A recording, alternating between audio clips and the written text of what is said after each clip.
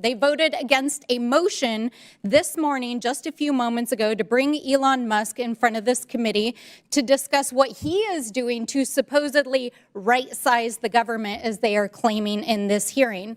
And I have to say to my colleagues, with all due respect, why are you shielding Elon Musk from coming in front of this committee if that is what your intent is with this hearing and the work that you want to do?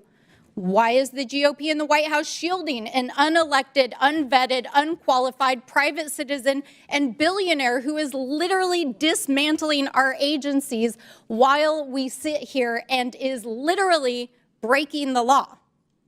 Maybe it's because while we're sitting here, he and his team are working across town here in Washington, D.C., entering federal agencies and federal buildings, hacking their data systems, firing federal employees, intimidating them, trying to force them to leave, shutting down vital programs, closing the Department of Education, the CIA, the DOJ, and threatening our domestic and international security, and downloading the private and sensitive data of Americans at the Department of Treasury. So what the hell is going on? How can you sit here and defend this? They are literally breaking the law, the Constitution, appropriations law, federal labor laws, and dozens of statutory laws that Congress has passed. And meanwhile, my friends across the aisle are sitting here today saying that we're hyperventilating, that we're just clutching our pearls. Are you serious? Are you that out of touch with the American people? I mean, I guess that's what happens when you elect billionaires and put billionaires in charge of the federal government. Just let them eat cake? Is that your message to the American people?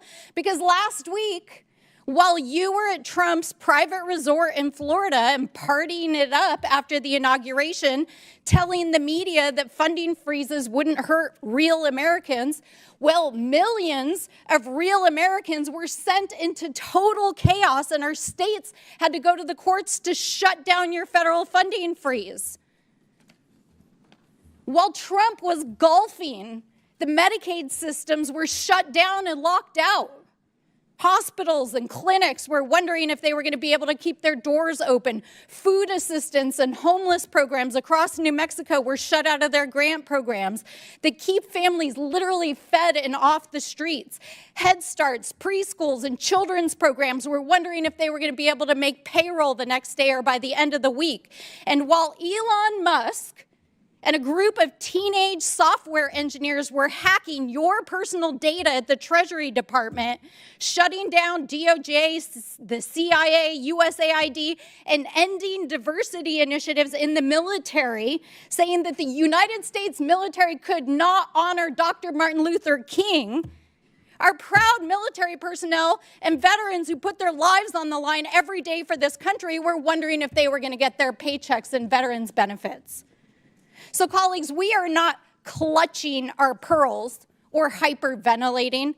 We are defending the millions of Americans who are under attack, the federal employees, the mothers, the fathers, the grandfathers, being put out on leave, advocating for the people of color, the women, the members of our LGBTQ+, and yes, our trans community, who are under fire right now, under the guise of canceling DEI programs, under the guise of so-called undoing social engineering after years of progress in this country.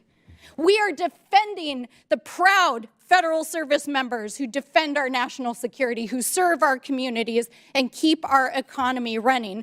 Because I want to tell you something, the American people are terrified, and if you are that out of touch with your people, then you should talk to your constituents. We had a town hall 2 days ago, and 12,000 New Mexicans got on our call because the people are terrified in this country, and that is why we are fighting back. That is why we are trying to bring Elon Musk to this committee, and that is why we are fighting against this agenda.